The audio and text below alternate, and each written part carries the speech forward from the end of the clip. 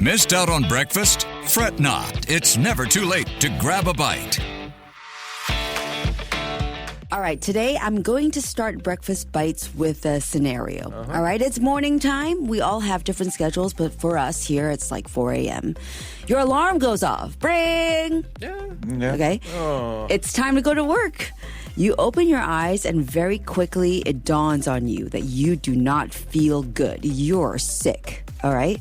What do you do? What is your first instinct? Is it to try to self-medicate and then soldier on, or you pick up your phone and you're like, hey, I don't think I'm coming into work today? If it's at 4:30 in the morning after I've just woken up and I feel sick, then no amount of medication or Yes. self-medicating is going to help me get better in a matter of 30 minutes. So, yeah, I pick up the phone and let my teammates know that I'm not well. Yeah, it feels like most mornings actually. But then I know that if I get enough coffee into my system, if I roll around in bed a bit more, I'll be fine. So I just roll with it. It's just a coping mechanism. Yeah, and most of the time I'm okay. But there are some times I can imagine that you're really not feeling that good. Yeah. I'll be so tempted to call it in. I know. Do you remember one time I came in with I don't want to say it was a migraine, but I had a really bad headache. Yeah. And I just needed some Panadol, but I was like face planted on the table. Yeah. Until I think it was Ryan who provided me with Panadol. I think I also give you a massage, by the way. that's true. And Emaad gave me a head massage. But it would take a lot for me personally to send you guys a text to say, hey, I'm not feeling well. And when I do, I feel immediate guilt. Actually, usually it's the other way around, where we have to send you texts to say, don't come in. Yes. Yeah. Yes. And if you feel the same way, you're not alone, because this is an article on the Straits Times that you should check out that I think would resonate with many people here. There's even a name for this weird feeling we get, and it's called MC guilt. Oh, okay. Yeah, it's real, and it's apparently very, very Singaporean. McGilt. So, yes. So the article talks to this 26-year-old who works in the civil service. Now, she has 2 chronic illnesses, endometriosis and an autoimmune condition.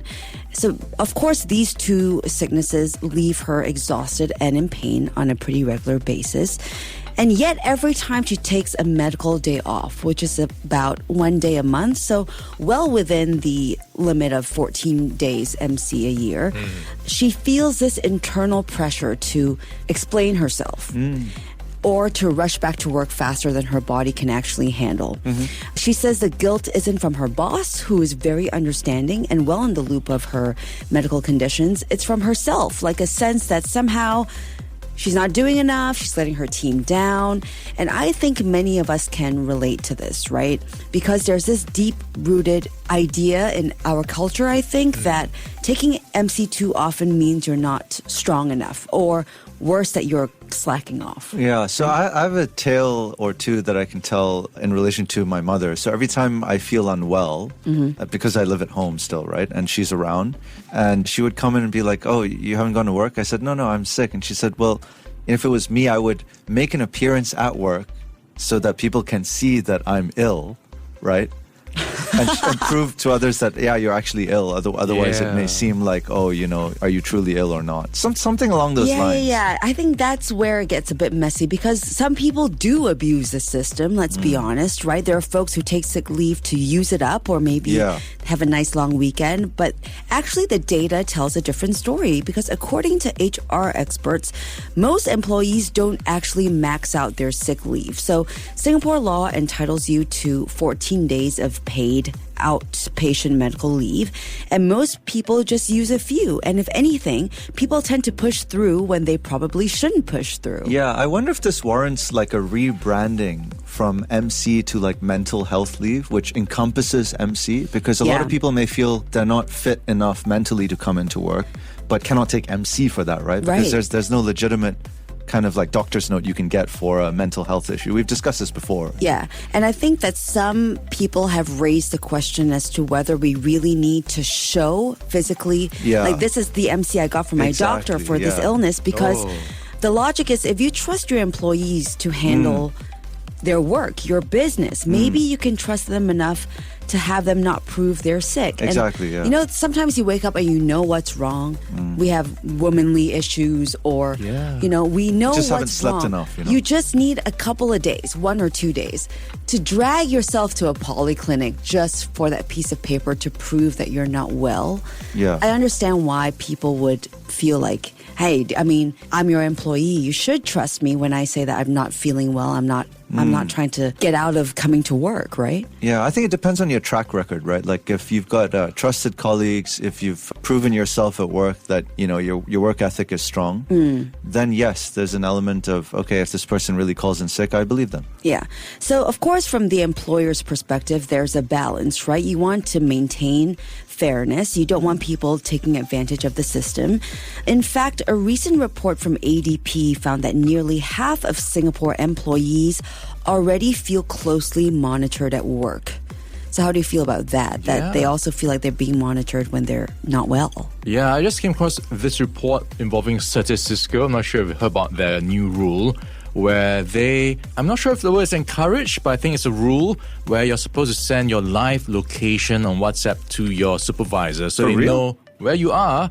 And you're not stepping out of the house because you are on MC. So that's the drama that's come out from this regulation. And you are also subject to unannounced visits by a supervisor. Oh my gosh. Can you Really? imagine that you're laying down in your bed? And So let's say you need to take a nice little nature walk to recuperate yourself. You're not even allowed to do that? You have a good point. Yeah. So where do you draw the line? Yeah, where do you draw the line? Where do you draw the line? Yeah, I think that's the big question. And every company is different. So you could have, let's just say, 14 days paid leave from the government that would support you when you're sick. But it depends on what the company wants to do with those 14 days, whether they want to closely monitor you or give you your space to recuperate. So, you know what? Some tips to the managers out there, according to the Straits Times article, if someone has an MC, trust the process, support them, check in, sure, but it's probably best for your team and morale if you don't make them feel like you don't trust them, I think. And to everyone listening who feels that wave of guilt, easier said than done, but best not to, because you have to tell yourself you're not lazy, you're not being dramatic, you're just a person with a body, and sometimes bodies need to rest. That's right. Next time you feel under the weather, take the MC and remember you're not doing less, you're doing what's necessary so you can come back stronger. And please don't go to work while you're sick and spread those germs around. Nobody wins.